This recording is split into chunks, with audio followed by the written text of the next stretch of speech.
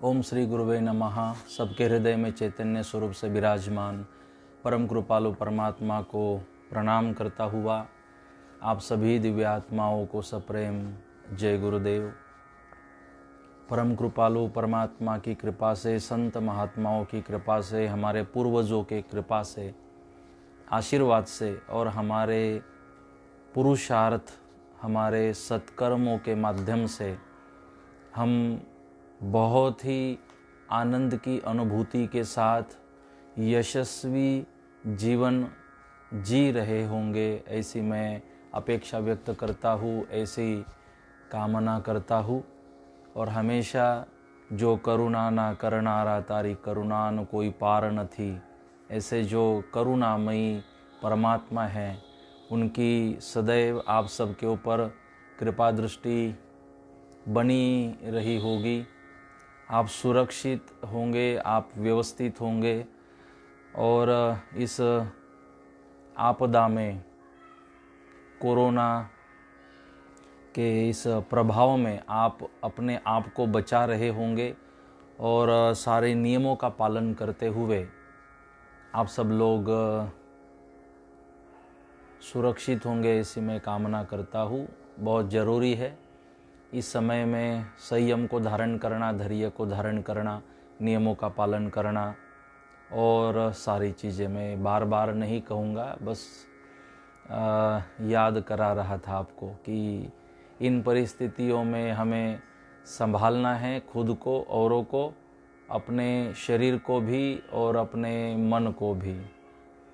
क्योंकि हम हाथ बार बार धो रहे हैं, बाहर निकलते हैं तो मास्क पहन कर निकलते हैं, हम सैनिटाइज कर रहे हैं अपने आप को, सारे नियमों का पालन हम सब कर रहे हैं। तो जैसे हम शरीर का ध्यान रख रहे हैं और शरीर का ध्यान रखने से ये बीमारी अब तक हमारे पास नहीं पहुंची है, तो हम अपने शरीर को इस बीमारी से बचा रहे हैं। साथ साथ में शरीर के साथ साथ हमें अपने मन को भी संभालना है कि ये कोरोना जैसी बीमारी शरीर के लिए खतरनाक है और ये चिंता, शोक, ये जो सारी बीमारियां हैं ये मन के लिए खतरनाक है। तो इस वातावरण में भी हम अपने आप को बनाए रखें, अपने आप को तैयार रखें और कोशिश करें कि इस वातावरण में मैं बहुत ही अपने आप को संभालूं, अपने मानसिकता को भी, अपने मन को भी संभालूं कि शरीर के साथ साथ मैं अपने मन को भी मजबूत रखने की कोशिश करूं। इसी का एक प्रयास फेसबुक माध्यम से, फेसबुक लाइव के माध्यम से हम कर रहे हैं कि सभी जो शरीर के डॉक्टर हैं वो उसके लिए मेहनत कर ही रहे हैं रात दिन। तो हमने कहा कि चलो हम थोड़ा मन संभालने का काम करें जितना अपने से हो सके, क्योंकि राम सेतु के समय जो गिली हरी ने थोड़ी मदद की थी, छोटे छोटे पत्थर उसने उस समय डाले थे, वो मजाक देखते खड़ी नहीं रही, हाथों पर हाथ बांधे खड़ी नहीं रही। जो उससे बन सका कि तब देश के लिए, धर्म के लिए और अच्छाइयों के लिए राम सेतु बनना जरूरी था, भगवान का कार्य चल रहा था, तो उसने अपने से जो मदद बनी वो उसने की। आज भी समय ऐसा ही है कि देश के लिए, समाज के लिए हमें भी गिली हरी बनना होगा और हमसे जो बने, जिस तरह की बने उस तरह की सेवा हमें भी करनी चाहिए और करनी होगी।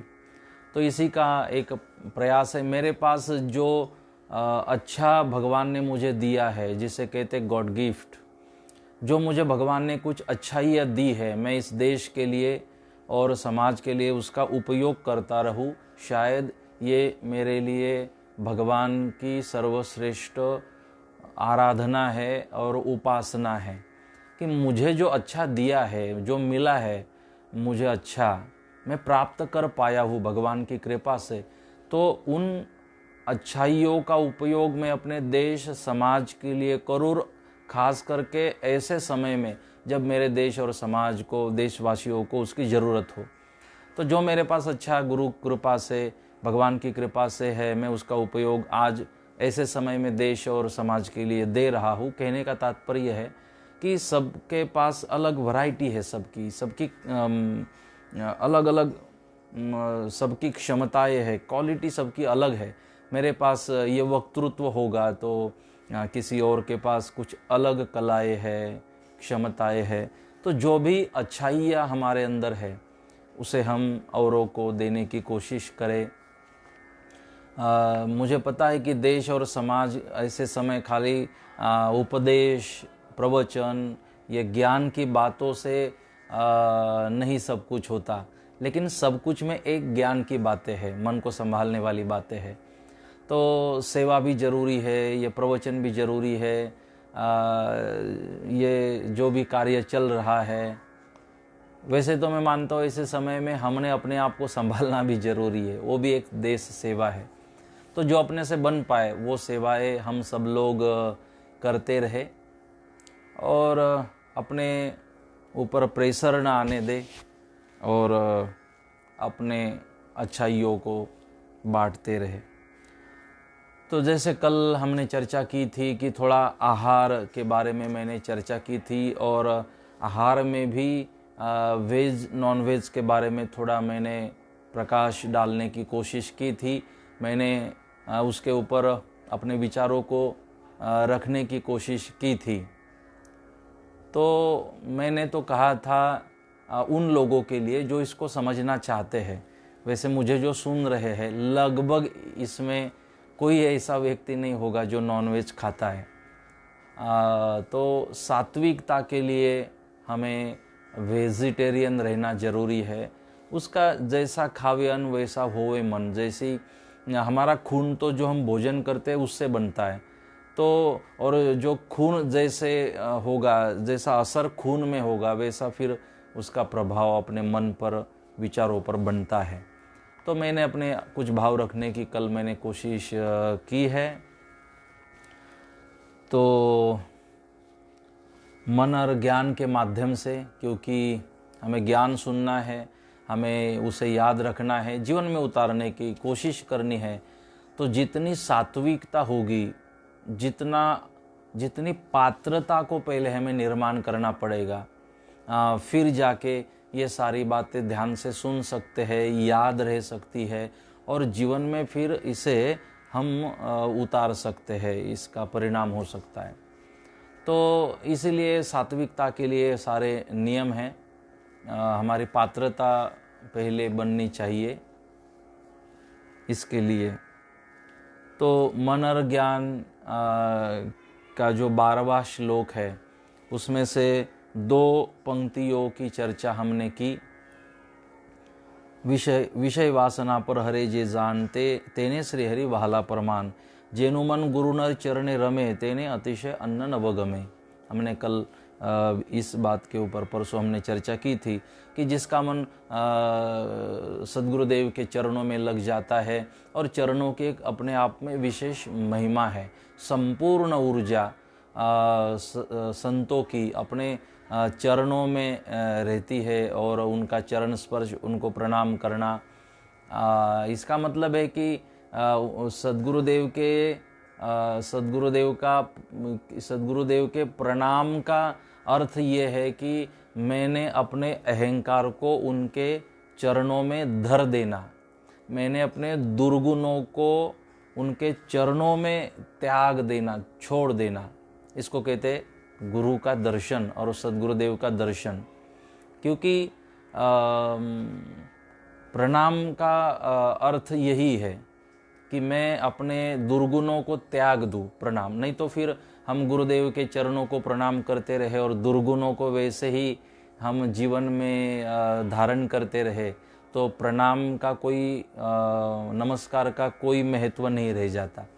तो नमस्कार की असलियत ये है, नमस्कार की, क्योंकि गुरुदेव हमें आशीर्वाद देते हैं तो आशीर्वाद के साथ साथ वो हमें जिम्मेदारियां भी देते हैं।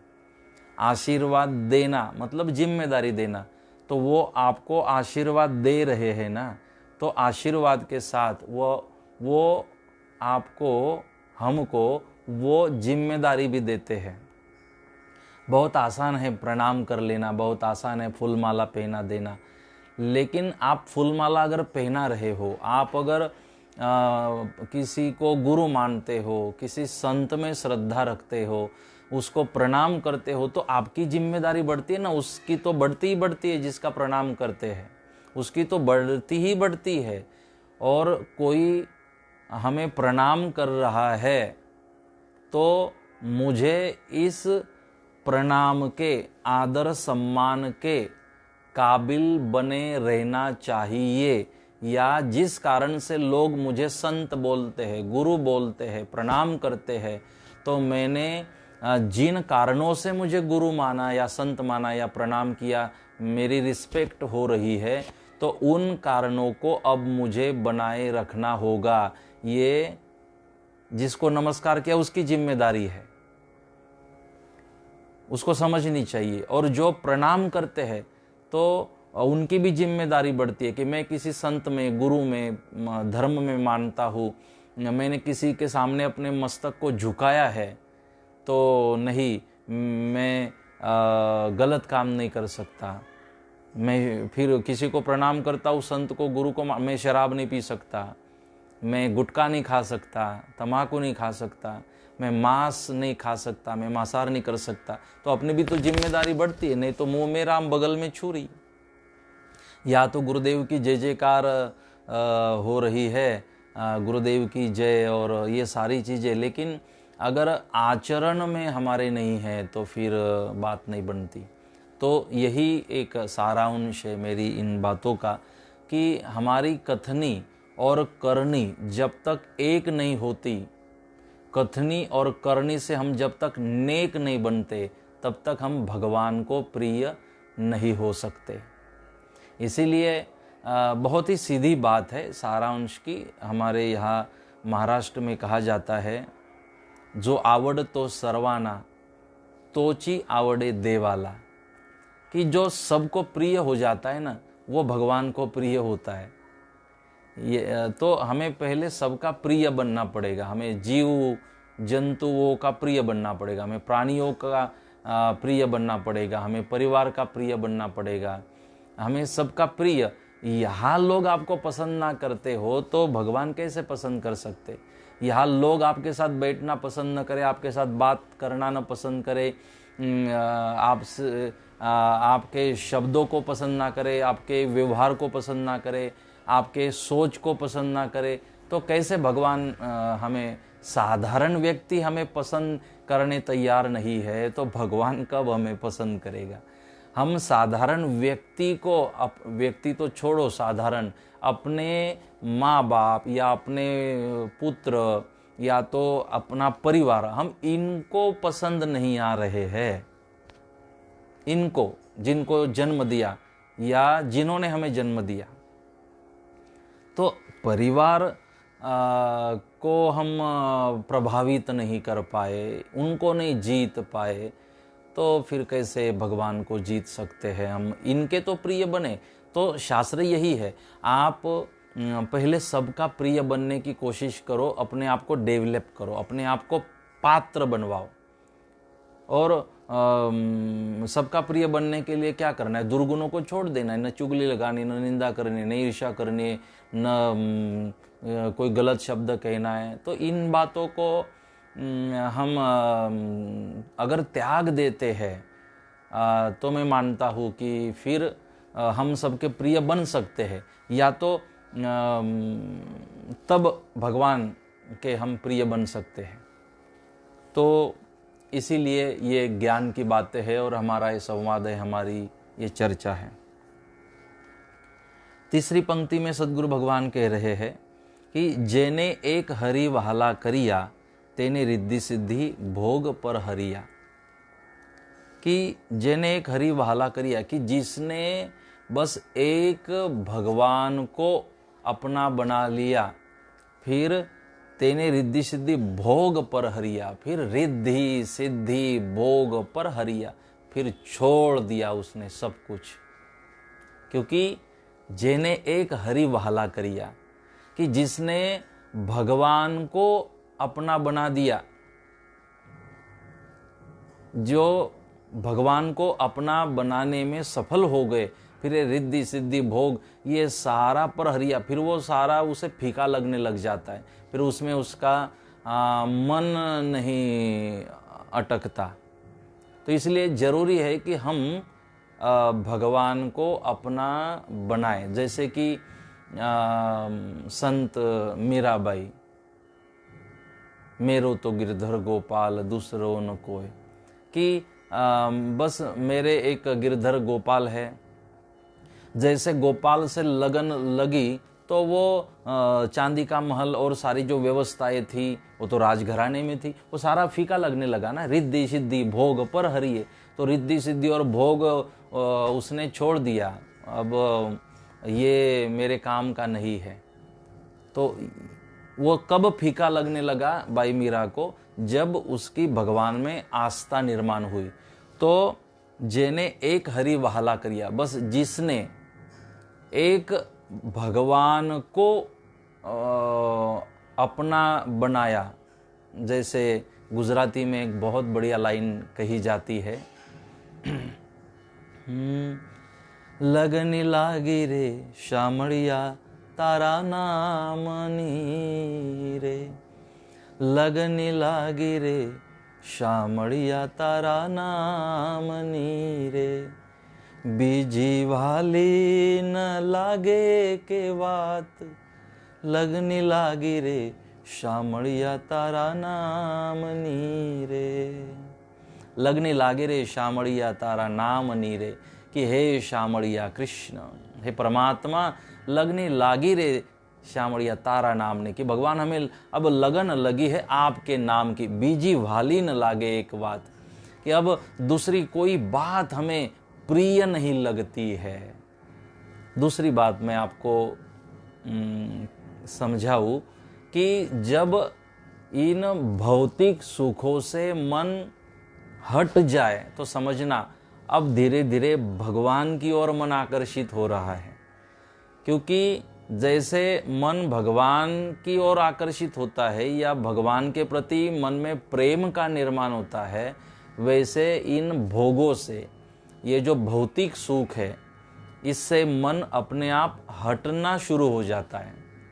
तो जैसे आपका मन थोड़ा सहज बन जाए, आपके मन में समाधान, तृप्ति, संतुष्टि आ जाए, जहाँ हो जैसे हो आप खुश रह सकते हो, कोई जितना है उसे में आप गुजारा कर रहे हो, कोई आग्रह नहीं, कोई अपेक्षाएं नहीं, कोई कामनाएं नहीं, बस जो हुआ अच्छा हुआ, हो रहा है अच्छा और होगा वो भी अच्छा, इतनी सहज और सरलता के साथ आप आपके जीवन को जी रहे हो, तो समझना कि अब आप भगवान की ओर आकर्षित हो रहे हो।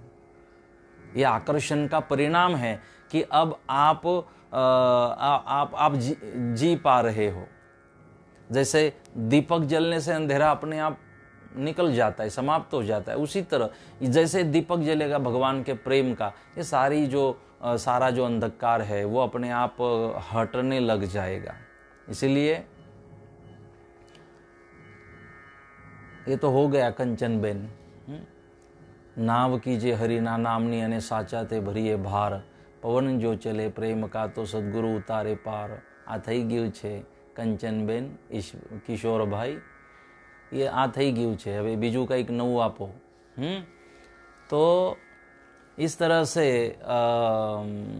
उनका कहना है कि ऐसे वो है संदर्भ उसका ही कि हम सत्य की नाव करें, उसमें बैठे तो फिर सद्गुरु हमें पार उतार सकते हैं। अब इसका दूसरा अर्थ ये भी है जो आपने लिखा कि हमें सद्गुरु ही हमें पार नहीं लगा सकते।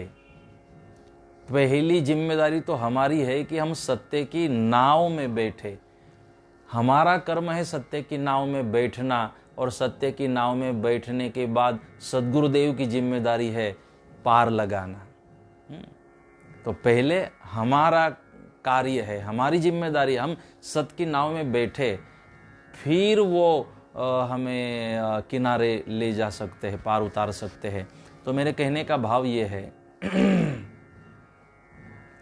कि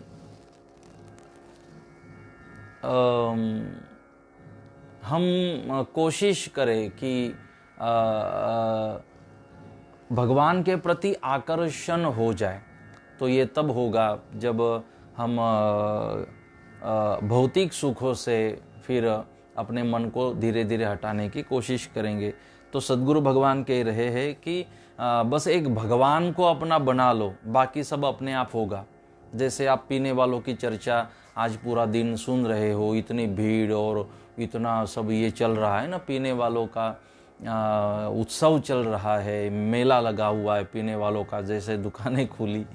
तो पीने वाले देखो, अगर गलत काम के लिए लोग इतनी कोशिश करते हैं, तो हमारे लिए तो चैलेंज है कि गलत काम के लिए लोग इतना उतावले हैं और इतना क्यू में खड़े रहते हैं, धूप में खड़े रहते हैं, वेट करते हैं, और इतना सब कुछ गलत काम के लिए। तो अच्छे काम के लिए तो हमारी इससे भी ज़्यादा तैयारी होनी चाहिए। तो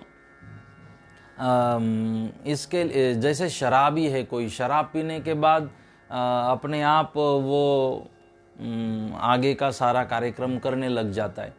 उसी तरह भगवान प्रिय हो जाने के बाद फिर बाकी का सारा जो जीवन का काज है वो अपने आप होने लग जाता है। मेरी बात को और जल्दी स्पष्ट करने के लिए और मेरी बात को और सहज बनाने के लिए मैं एक बात स्पष्ट करता हूँ दृष्टांत के माध्यम से, जो आपने मेरे से कई बार सुना होगा, लेकिन वो यहाँ फिट बैठता है, इसीलिए मैं उसे याद करा रहा हूँ। चिन्मय पाटिल, सर्वधर्मान परित्यज्य माम एकम शरणम व्रज। तो शायद महाभारत देखी है चिन्मय ने। तो भगवान ने तो जैसे अर्जुन को भी कहा कि सर्वधर्मान की सारे धर्मों को छोड़ दे, माम एकम, मुझ एक को शरण आ जा, बाकी छोड़ और देख फिर मोक्ष इच्छा में, और जो भी होगा योग क्षेम वहाम्य हम, ये भगवान का धर्म है। तो इसलिए भगवान कहते बस तू मेरे पास पहुंचना, जो मुझे शरण आ जा, फिर मैं करूंगा जो करना है। सद्गुरु ही नाव को पार लगाता है, इसके उदाहरण चिंता नहीं चिंतन करे। आज एक साधारण मानव जप हजारों से कर रहे हैं, ये सब गुरु कृपा है। ठीक है, तो मेरी बात को और स्पष्ट करने के लिए भगवान को शरण जाना चाहिए। एक ही भगवान है।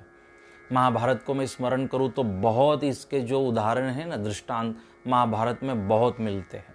अब जो मुझे याद आया वो मैं बता दूँ, फिर मैं आपको और स्पष्ट करूँगा कि एक दिन एक राजा थे और राजा ने एक सूचना अपने राज्य में दी।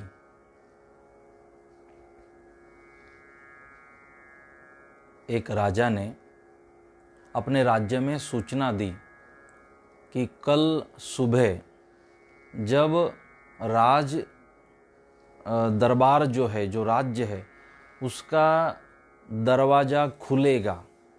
गांव वालों को एक दिन पहले सूचना दी कि सुबह जब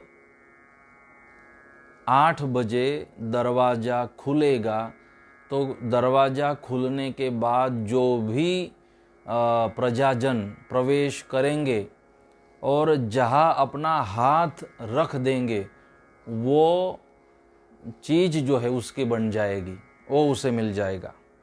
राजा ने सूचना दी।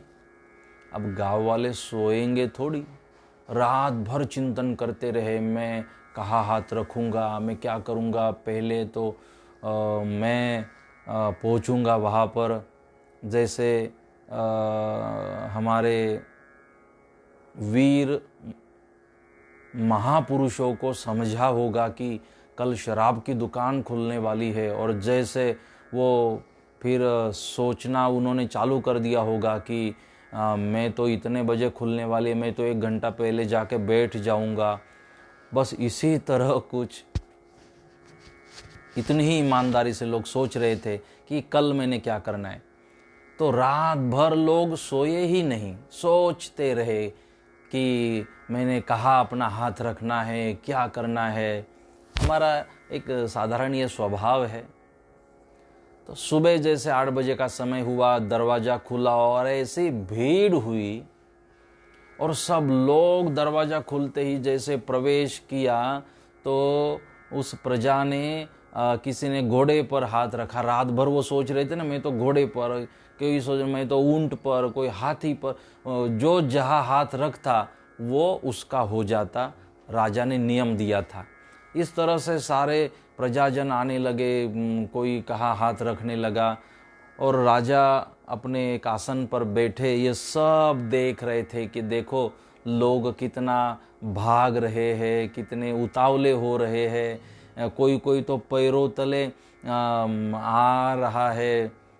इतनी सब भाग दौड़ ये लोग इन वस्तुओं के लिए, भौतिक सुखों के लिए जो क्षणिक है, क्षण भंगुर है, इसके लिए जान की भी परवाह नहीं कर रहे हैं, अपने जीवन की भी परवाह नहीं कर रहे हैं, और भाग रहे, दौड़ रहे हैं। और ये सब राजा देख रहे थे। लोगों का स्वभाव, उनकी जो हाव उन्होंने, राजा ने देखी, सब देख रहे थे। उसी समय एक छोटी सी एक बालिका राजा की ओर आ रही थी। राजा ने उस बालिका को देखा, बच्ची को देखा, वो उनकी ओर आ रही थी। जैसे धीरे धीरे राजा के पास पहुंची तो राजा ने कहा, अरे बच्ची, यहाँ क्या कर रही हो? उस बालिका को पूछते हैं, यहाँ क्या कर रही है? आप भी कहीं हाथ रख दो, जहाँ हाथ रखोगी वो आपका हो जाएगा। आप क्यों सोच रही हो? तो आपको नहीं चाहिए कुछ? बोले हाँ चाहिए। तो बोले रख दो हाथ। बोले राजा जी, सच तो कह रहे हो कि जहाँ मैं हाथ रख दूँ वो मेरा अपना हो जाए? बोले हाँ, सच कह रहा हूँ। तो उस बालिका ने, उस बच्ची ने राजा के ऊपर हाथ रख दिया और राजा को कहा कि मैंने अब आपके ऊपर हाथ रख दिया है, जो आपका है आज से वो सब मेरा हो जाना चाहिए।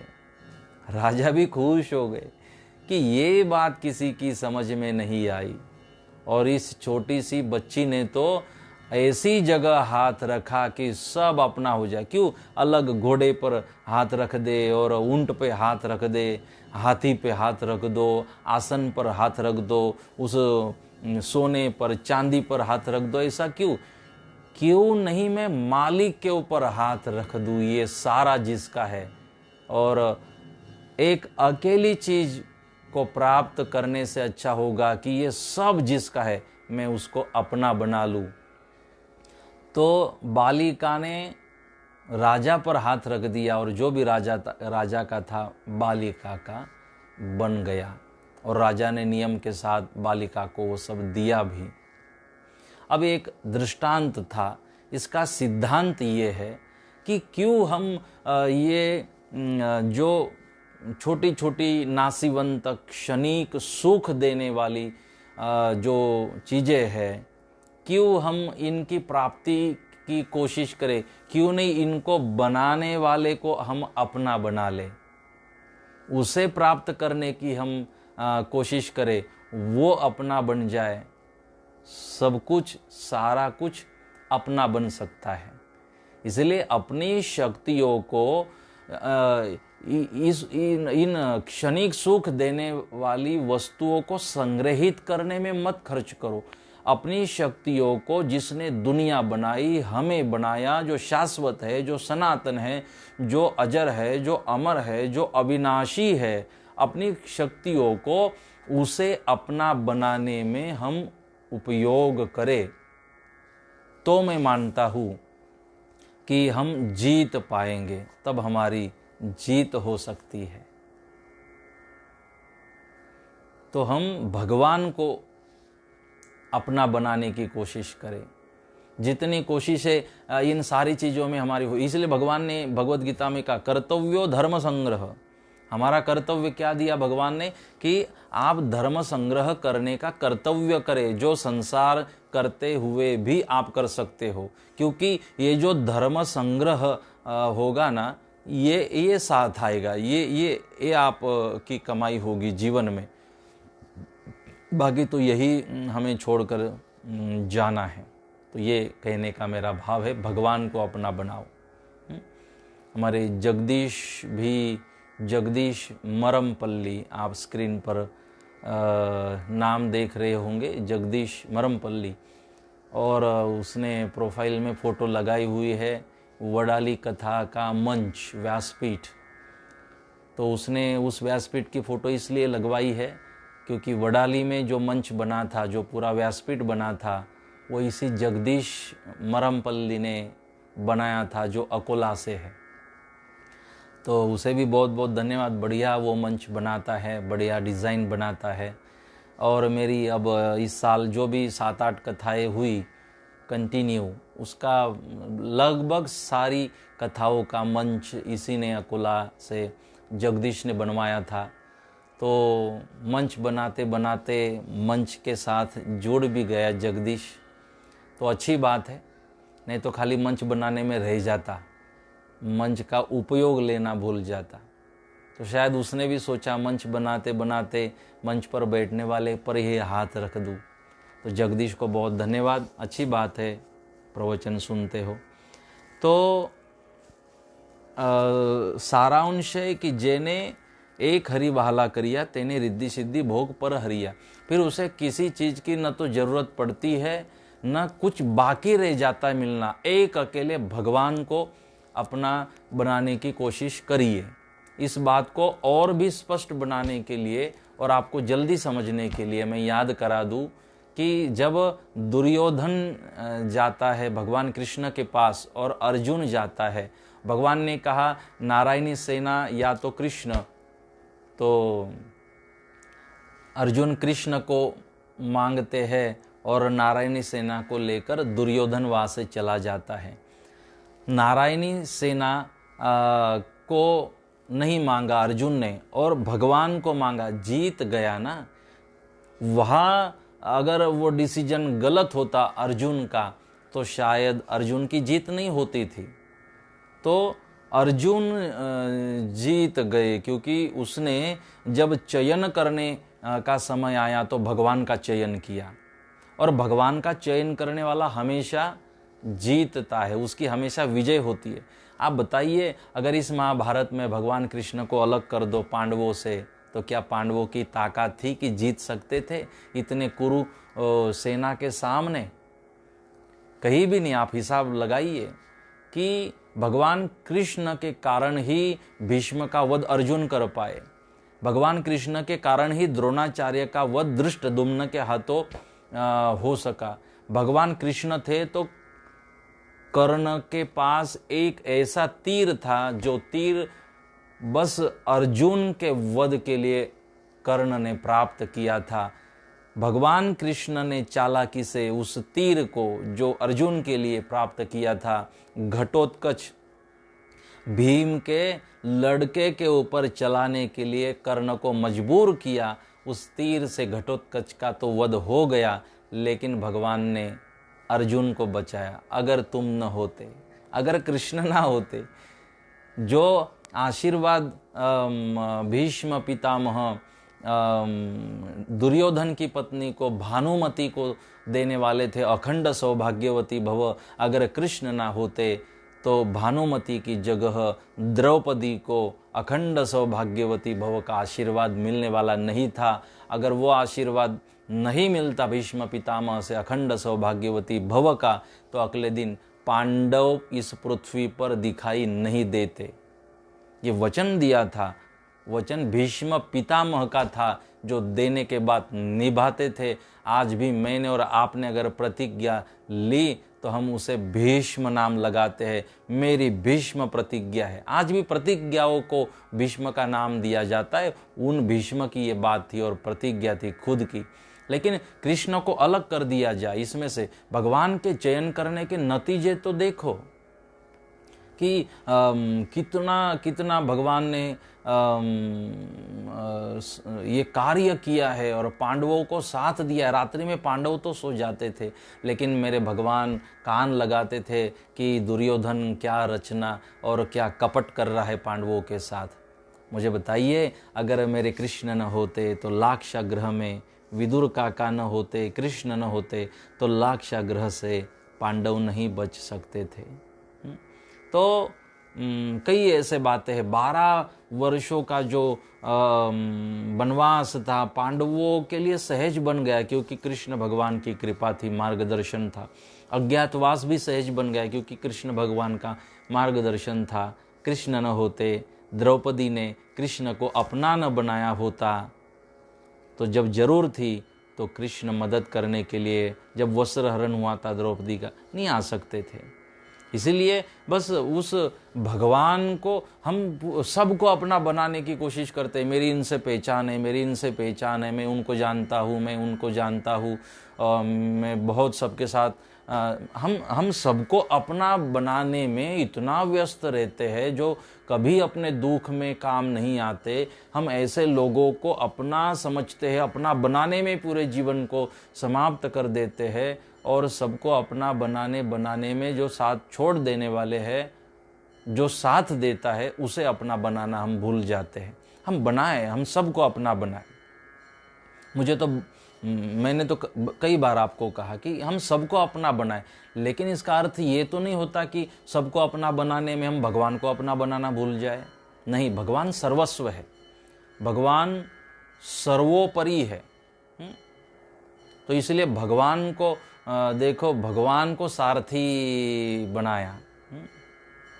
यहाँ लिखा हुआ है कि सारथी अच्छा होना चाहिए।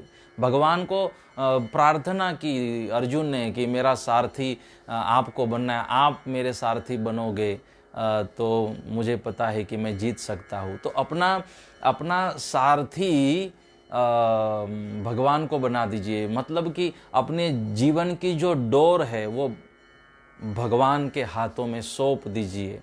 इसको कहते हैं माम एकम शरणम व्रज, कि भगवान को शरण जाना, संतुष्ट रहना। भगवान जैसे कह रहे बस उसमें अपना समर्पण कर देना, सहन कर लेना, भगवान का प्रसाद समझकर उसे ग्रहण करना। जैसे कि भगवान कहते हैं, तू करता वो है जो तू चाहता है और होता वो है जो मैं चाहता हूँ। भगवान ने कहा, तू करता वो है जो तू चाहता है और होता वो है जो मैं चाहता हूँ। तू वो कर जो मैं चाहता हूँ, तू वो कर जो मैं चाहता हूँ, फिर होगा वो जो तू चाहता है। अगर आप चाहते हो कि मैं जैसे चाहता हूँ वैसे होना चाहिए तो जरूर होगा, लेकिन हमें करना वो पड़ेगा जो भगवान चाहते हैं, तो तब ये बात बनेगी। तो कहने का मेरा भाव है कि बस हम भगवान को अपना बनाने की कोशिश करें। अगर एक भगवान अपने बन जाते, एक उस गोविंद को अपना बना लिया, उस कृष्ण को पांडव जीत गए। मुझे बताइए, जयद्रथ का वध ना होता तो अर्जुन को अग्नि प्रवेश करने का समय था, अग्नि प्रवेश करना पड़ता था अर्जुन को। अगर जयद्रथ का वध ना होता, और जयद्रथ सामने आ ही नहीं रहा था, न अर्जुन जयद्रथ को ढूंढ पा रहे थे, छुपा रखा था। कौरवों ने एक ऐसी रचना की थी, उनका कपट ही इस तरह का था कि अब सूर्यास्त होने तक जयद्रथ का वध होने नहीं देना है। बस अब अपना युद्ध है जयद्रथ को बचाना।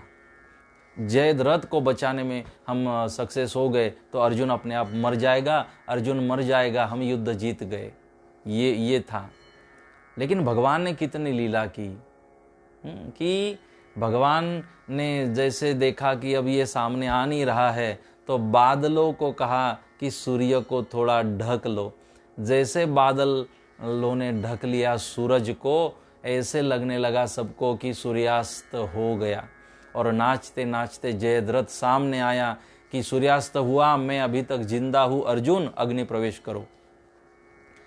तो भगवान ने वापस बादलों को कहा कि आपकी ड्यूटी समाप्त हुई, अब हट जाओ। और जैसे बादल हट गए, सूरज सामने आया और भगवान कृष्ण कहने लगे, अर्जुन देख रहे हो, ये तो बादलों के ढकने से सूरज दिखाई नहीं दे रहा था, लेकिन अभी भी सूर्यास्त नहीं हुआ। वो देखो सूरज और वो देखो जयद्रथ, तीर चलाओ। और जैसे तीर चलाया जयद्रथ का वध। क्या हो सकता था ये सब कुछ? इसलिए महाभारत युद्ध के बाद भगवान सबको इसकी अनुभूति कराते हैं कि ये सब आपने नहीं किया, ये कोई और शक्ति थी जो ये सब करा रही थी। इसका अनुभव भी कराया था पांडवों को, अभिमान नहीं आने दिया अपने इस युद्ध का और पराक्रम का भगवान ने। तब जाके पांडवों को पता चला कि नहीं, ये युद्ध हमने नहीं, किसी और शक्ति ने किया। तो वो एक बहुत ही दिव्य रथ था अर्जुन का, भगवान ही जिसे संभाल सकते थे। तो कहने का मेरा सारांश है, बस एक काम कर गया, एक अच्छा चयन निर्णय काम कर गया। अर्जुन ने जब भगवान श्री कृष्ण का चयन किया, पांडव जीत गए। इसी तरह से हम भी भगवान को अपना बनाने की हम कोशिश करें। भगवान को अपना बना लेते हो सब कुछ, फिर जीवन में अपने आप होने लग जाता है। तो हम संसार की जिम्मेदारियों को भी निभाए, सब हमारी जिम्मेदारियों को निभाते रहे, लेकिन भगवान को अपना बनाने की हम कोशिश करते रहे, उसे अपना बनाना हम भूल न जाए। तो इसीलिए भगवान को अगर हम अपना बना लेते हैं तो तेने रिद्धि सिद्धि भोग पर हरिया, फिर उसे और किसी रिद्धि सिद्धि और भोगों की, ये भौतिक सुखों की, मेरे पास गाड़ी हो, मेरे पास बंगला हो, ये इसमें फिर उसे जो छोटी सी जगह में भी रहने के लिए उसे अनुकूल लगने लग जाता है, क्योंकि उसके लिए फिर जीवन में इम्पोर्टेंट बस भगवान रहते हैं। हरि ने हरिजन वहाला सही, सत सत श्री मुखे वाणी कही। हरि ने हरिजन वहाला सही, भगवान को भगत तब प्रिय लगने लग जाता है जब भगत सत की आराधना करे, जब वो सत की उपासना करे और सत को अपने जीवन में धारण करे। जब एकाग्रता से सत को धारण करना मतलब अपने हृदय में भगवान को धारण करना, अपने हृदय में भगवान के प्रति प्रेम का निर्माण करना। अगर ऐसे होता है तो भगवान ऐसे जीवात्मा का उद्धार करते हैं, ऐसे जीवात्मा का, ऐसे व्यक्ति का, भगत का भगवान रक्षण करते हैं और पालन करते हैं। सत सत श्री मुखे वाणी कही कि हरि ने हरिजन वहाला सही। हरि ने भगवान को हरिजन वहाला मतलब प्रिय, कि भगवान को भगत प्रिय तब बन जाता है जब सत सत श्रीमुखे वाणी कही, जब हम अपने श्रीमुख का उपयोग सत्य के लिए करते हैं। सत्यम वद धर्मम चर, तो जब हम धर्म पर चलते हैं और सत्यम वद सत्य को हम प्रकट करते हैं, तो हम ज़्यादा से ज़्यादा कोशिश करें कि हम अपने श्रीमुख से सत्य को कहें। हमारे शास्त्रों ने भी कहा कि हमारे गले का श्रृंगार सोने की चेन, गोल्ड की चेन नहीं है, हमारे गले का श्रृंगार है सत्यम वद। सत्यश्च सत्यम कंठश्च भूषणम, हमारे कंठ का, गले का भूषण क्या है? सत्यम।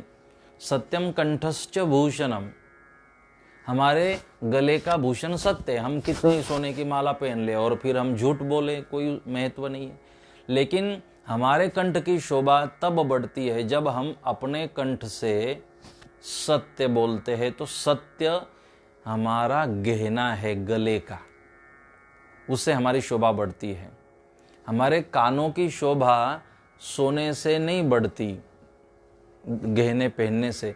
तो हमारे कानों की शोभा है शास्त्रम श्रोत्रस्य भूषणम, शास्त्रों को, अच्छे विचारों को सुनते रहना, ये हमारे कानों की शोभा है। भगवान की स्तुति, भगवान की प्रार्थना, भगवान की आरती, भगवान की कथा, भगवान की महिमा कानों से सुनते रहना, भगवान का नाम स्मरण कानों से सुनते रहना हमारे कानों की शोभा है। नहीं तो बहुत हमने कानों का श्रृंगार कर लिया, लेकिन अगर भगवान की कथा, चरित्र, सत्संग हम नहीं सुन रहे हैं तो उससे कोई फायदा नहीं। हमारे हाथों की शोभा, सोने का ब्रेसलेट, चांदी का ब्रेसलेट पहन लिया तो उससे हमारे हाथों की शोभा नहीं बढ़ती। तो हमारे शास्त्रों ने कहा, हमारे संतों ने कहा कि हस्तश्च भूषणम दानम, हाथों की शोभा क्या है? ब्रेसलेट नहीं, सोने चांदी का। तो हस्तश्च भूषणम दानम, जो हाथों से दान दे पाता है तो उसका हाथ शोभा देता है, वो श्रृंगार है। तो दान देना, किसी को, जरूरतमंद को दान देना, किसी को मदद करना, किसी की सेवा करना, परोपकार करना, ये हमारे हाथों का श्रृंगार है, ये शास्त्रों ने कहा। उसी तरह सद्गुरुदेव हमें आसानी से उस बात को कह रहे हैं कि सत सत श्री मुखे वाणी कही, कि भगवान अपने भगत को अपना मान लेते हैं, ये सत सत वाणी शास्त्रों ने कही है। और दूसरा उसका अर्थ ये है कि हम अपने श्रीमुख से सतवाणी का, सत्य का ही प्रयोग करें तो फिर भगवान हमें अपना बना सकते हैं।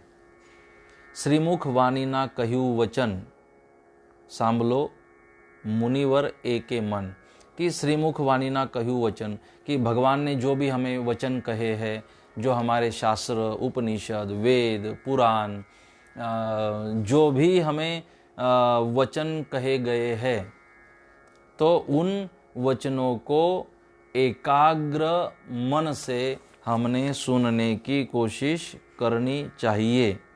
तो जब तक हम अपने मन को एकाग्र नहीं करते तब तक हम इन बातों को समझ नहीं सकते। श्रीमुख वाणी ओचरे, दोहा है इस पंचकड़ी का। श्रीमुख वाणी ओचरे मुझने वहाला मीत, सृजन हारणा वचन पर धरजो एकज चित, कि श्रीमुख वाणी ओचरे मुझने वहाला मीत, कि जो श्रीमुख वाणी वोचरे, जो श्रीमुख भगवान का श्रीमुख से, शास्त्र भगवान का श्रीमुख है, संत भी भगवान का श्रीमुख है। संतों के श्रीमुख द्वारा, शास्त्रों के द्वारा हमें जो वाणी ओचरे, जो हम उस वाणी का आचरण अगर करते हैं तो मुझने वाला मित, तो भगवान अपने आप हमें धीरे धीरे प्रिय होने लग जाते हैं। मतलब शास्त्र हमें भगवान के निकट ले जाते हैं। ये शास्त्र, ये कथा, ये प्रवचन, ये ग्रंथों का पठन करना, ये हमें हमारे हृदय में भगवान के प्रति प्रेम को प्रकट करते हैं। सृजन हारणा वचन पर धरजो एक चित, और जो सृजनार भगवान है, उसके जो वचन हैं, जो उन्होंने वेद शास्त्रों के माध्यम से कहे हैं, धरजो एक चित, उसे हम एक चित्त से हम उसे धारण करें, तब जाके हमारे जीवन का उद्धार हो सकता है। अगर उस वचन पर हम भरोसा रखते हैं तो। इसी तरह अगर हम भगवान को चाहते हैं, अगर हम भगवान को अपना बनाना चाहते हैं, तो इन नियमों का हम पालन करने की कोशिश करें और भगवान को अपना बनाने में जितना आप जो कुछ करना पड़े भगवान को अपना बनाने में, तो वो सब करने की आप तैयारी रखें।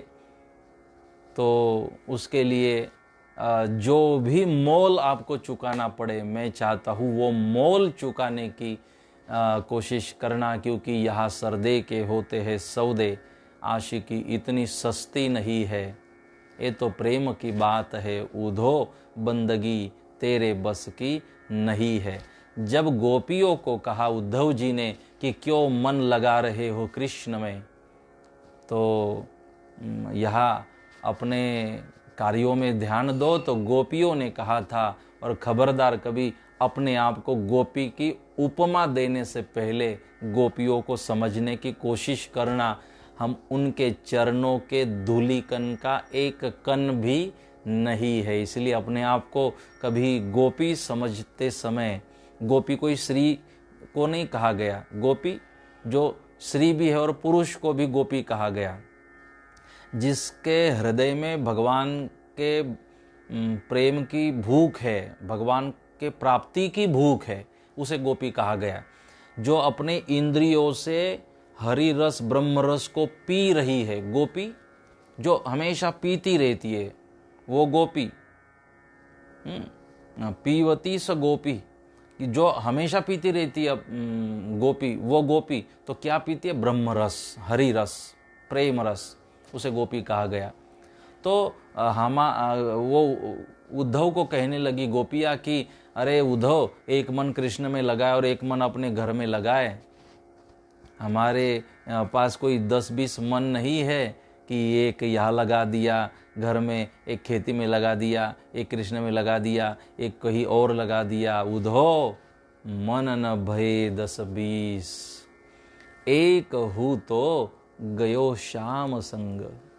हमारे पास 10-20 मन नहीं आवा लगाने के लिए उद्धव, हमारे पास तो एक ही मन है, और जो हमारा एक ही मन है गयो श्याम संग, वो हमारे कृष्ण के साथ चला गया है। आपके बस की बात नहीं है उद्धव ये प्रेम करना। यहाँ तो आप तो हमारे आंसुओं को देख रहे हो। अगर हमारा सर काट देने के बाद भी अगर हमें कृष्ण मिलते हैं तो एक क्षण में हम अपना सर कटवाने के लिए भी तैयार है। और प्रेम तो भगवान पर उद्धव वही कर सकता है जो अपना सर काट देने के लिए भी तैयार हो। हाँ, गोपियों ने कहा कि जब इतनी तैयारी होती ना किसी व्यक्ति की, तब भगवान मिलते। हम तो मंदिर जाते जाते अगर कोई हमें नाम रख दे तो हम कहते चलो हमें आज से मंदिर नहीं जाना। हम मंदिर जाते हैं लेकिन कभी कुछ काम नहीं हुआ जो भगवान को प्रार्थना की थी, तो हम कहते कि मंदिर जाने से भी क्या फ़ायदा, भगवान का नाम करने से भी क्या फ़ायदा, काम तो हुआ नहीं। फिर हम मंदिर जाना छोड़ देते, भगवान का नाम आरती अगरबत्ती करना छोड़ देते। लेकिन ये मार्ग तो भाई ऐसे लोगों का है, जहर पीने के बाद भी जो कृष्ण कह सकती है ऐसे, या तो जो जहर में भी कृष्ण को देख पाती थी, ऐसे मीराबाई का ये मार्ग है। ये इतनी कसौटी सहन करने के बाद भी हमारे ज्ञानेश्वर महाराज महाराष्ट्र के इतने छोटी उम्र में चारों भाई बहनों को समाज ने अलग कर दिया, और इतनी परेशानियों के बाद भी वो ज्ञानेश्वर महाराज विश्व कल्याण की प्रार्थना परम कृपालु परमात्मा को करते, ऐसे ज्ञानेश्वर महाराज का ये पथ है। तो ये है ये पथ भक्ति का, कि इसके ऊपर ये तैयारियां जब आप रखते हो, जैसे याद करिए प्रहलाद को कि जलाने की कोशिश, समंदर में डुबोने की कोशिश, पहाड़ों से नीचे फेंकने की, क्या नहीं किया हिरण्यकश्यप ने, लेकिन अपना पथ प्रहलाद जी ने नहीं छोड़ा। तो इस पथ पर ये तैयारी होगी ना, तब आप चल सकते हो। नहीं तो फिर हम तो नाम रखने भर से मंदिर छोड़ देते, भगवान का नाम छोड़ देते। मुझे बहुत आश्चर्य होता है जब शराब के दुकान बाहर इतनी लाइन लगती है, उसके लिए हमें शर्म नहीं आती, और जब भगवान की कथा में बैठने का समय होता है तब हमें शर्म आती है। हमें शादी ब्याहों में ऐसे गधे की तरह नाचते हुए शर्म नहीं आती, लेकिन भगवान का नाम लेने का समय आ जाए तो शर्म आती है। मंदिर जाने से, कथा में जाने से शर्म, धर्म का काम करने की शर्म, अच्छा काम करने की शर्म। पता नहीं ये शर्म भी लोगों को पता चलती है नहीं चलती है कि शर्म कौन सी चीज़ में रखनी चाहिए और शर्म की व्याख्या क्या है। क्योंकि मैं अनुभव कर रहा हूँ जहाँ शर्म रखनी चाहिए वहाँ नहीं रख रहे हैं लोग, और जहाँ जुड़ना चाहिए वहाँ जुड़ नहीं रहे हैं। तो ये शोक है, ये शोकांतिका है इस देश की। तो कहने का मेरा भाव है कि हम भगवान को अपना बनाने की कोशिश करें और उसको अपना बनाने के लिए जो करना पड़े वो सब कुछ करने की आप तैयारी रखें तो ही भगवान मिल सकते हैं। वरना भगवान को प्राप्त करते समय बहुत सारे विघ्न रास्ते में आते हैं, आपको अटकाते हैं। रास्ता निकाल कर आगे चलना पड़ेगा। बहुत आप सबको धन्यवाद करता हुआ, बहुत बहुत आप सब के लिए भगवान के पास कल्याण की प्रार्थना करता हुआ 12वें श्लोक का यहाँ पर आज हमने चिंतन किया। अगर मैं आज के सारांश को आपको बताऊं और विश्राम दूं तो मुझे लगता है थोड़ा ठीक रहेगा।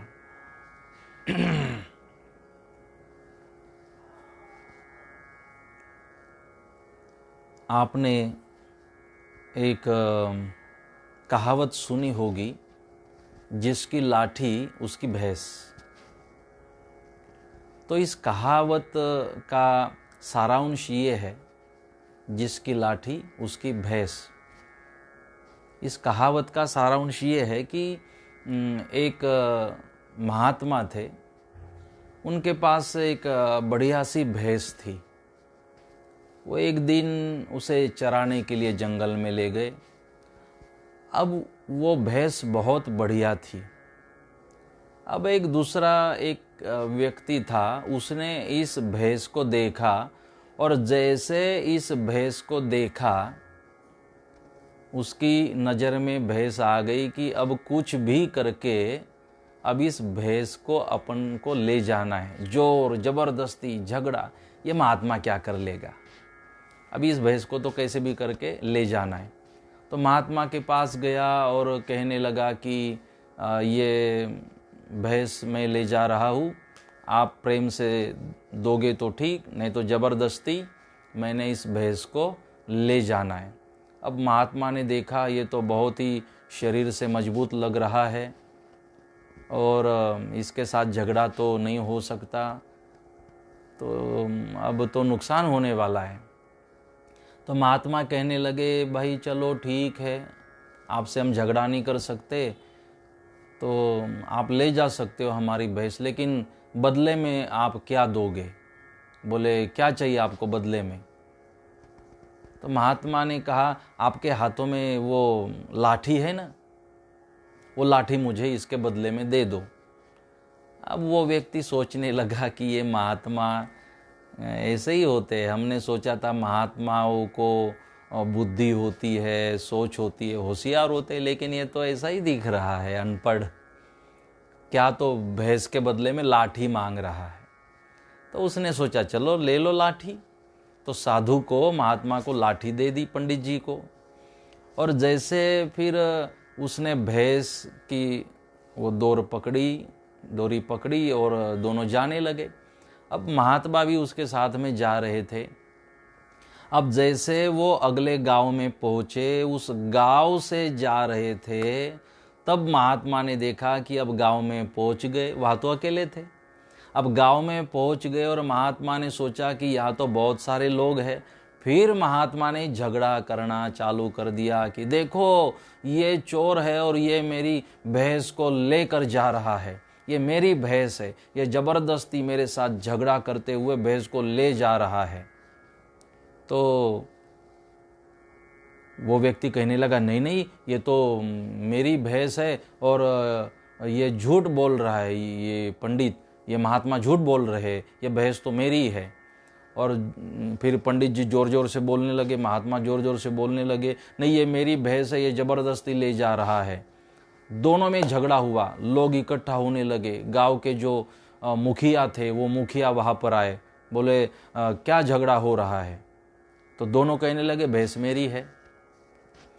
तो मुखिया ने उस व्यक्ति को कहा कि भाई आपको ऐसे क्यों लगता है कि आपकी भैंस है? बोले ये भैंस मैंने इनसे ली है, ये महात्मा से मैंने भैंस ली है और बदले में मैंने इनको लाठी दी है। अब मुखिया हंसने लगे, भले आदमी, लाठी की कीमत में कोई भैंस, इतनी बढ़िया भैंस दे सकता है? लाठी की कीमत में? क्या हमें मूर्ख समझता है? तो उसके ऊपर क्रोधित हो गए, बोले क्या पागल समझता है हमको, लाठी के बदले कोई भैंस दे दे? तो मुखिया ने कहा मुझे तो ऐसे लगता है कि ये लाठी इस महात्मा के हाथों में है तो भैंस इसी की हो सकती है, क्योंकि लाठी इसके पास में है। तो जिसके हाथों में लाठी होगी भैंस उसी की तो होगी। नहीं तो इसे लाठी का काम, पंडित को क्या काम है लाठी का, महात्मा को लाठी का क्या काम है? तो निर्णय हो गया कि जिसके पास लाठी है भैंस उसी की हो सकती है। ये व्यक्ति झूठ बोल रहा है। मुखिया ने न्याय दिया और महात्मा को उसकी भैंस मिल गई। इसको कहते हैं जिसकी लाठी उसकी भैंस। कहने का मेरा तात्पर्य है जिसके भगवान उसकी जीत। तो जिस तरह इसके पास लाठी थी और उसके कारण उसे भैंस अपने वापस मिली है, मैं कहता हूँ हमारे भी पास भगवान के नाम की लाठी होनी चाहिए। जिसके पास भगवान के नाम स्मरण की लाठी है, भगवान की कृपा उसकी दासी बन जाती है, भगवान ही उनके बन जाते हैं। तो भगवान के नाम की लाठी हम सब के पास होनी चाहिए। तो न्याय होगा कि हाँ इसके हाथों में लाठी है, इसको भैंस देनी चाहिए, इसके पास नाम है, कृपा इसको देनी चाहिए। तो ज़रूर भगवान के नाम की लाठी अपने पास रखने की आप सब लोग कोशिश करें। तो कहने का मेरा तात्पर्य यही है, जिसकी लाठी उसकी भैंस, जिसका नामस्मरण उसका भगवान। तो भगवान को अपना बनाना चाहते हो तो भगवान को याद करते रहे, भगवान को अपना बनाते रहे। बहुत बहुत आप सबका हृदय से धन्यवाद करता हुआ नामस्मरण की जो सारी ये आई हुई थी तो उसमें और वृद्धि हुई है कुछ समूह की। तो बहुत एक अच्छा रिस्पांस इस माध्यम से सबका मिल रहा है, उसके लिए मैं आप सबको धन्यवाद भी करता हूँ। और जो अब सेकंड राउंड हमारा शुरू हो रहा है, मैं आप सबसे प्रार्थना करूँगा कि कम से कम 40 दिनों का आप वो समूह बनाएं, 40 दिनों का अनुष्ठान करें कम से कम। और फिर 40 दिनों से आप चलोगे ना तो आराम से अभी 5 दिन में ख़त्म करना है, 8 दिन में ख़त्म करना है, तो अभी समय है तो आप कर रहे हो, एक पहला अनुष्ठान आपका हो जाएगा। क्या है ना कि हम शुरुआत में ही बहुत बहुत कर लेंगे, फिर बाद में पूरा जैसे एकादशी 11 का व्रत करना है, फिर पूरा दिन भूखे रहेंगे, उसके दूसरे दिन पूरा वसूल कर लेंगे, एवरेज निकाल लेते हैं, तो फिर कोई फ़ायदा नहीं है उसका। तो ऐसे बहुत बार होता है। तो इसके लिए मैं चाहता हूँ कि एकदम बहुत बहुत करे फिर एकदम छोड़ दे, ऐसा न होना चाहिए। एक गति, हमें एक स्पीड नक्की करनी चाहिए। तो हम 40 दिनों का, अब सेकंड राउंड में मेरी प्रार्थना होगी कि 40 दिनों का अनुष्ठान करें। रख दो ना टारगेट 5 लाख का, 11 लाख का रख दो 40 दिनों के लिए। आप कम से कम 1 माला, मेरी अपेक्षा तो 1 माला की है, आप 2 माला करिए, जैसे आपके पास समय हो। आप कहोगे आज बहुत समय है, लेकिन जब समय नहीं रहेगा तब एक माला भी छूट जाएगी आपकी। मैं एक माला का, कम से कम आपको एक माला का व्यसन लगाना चाहता हूँ, समूह की एक माला।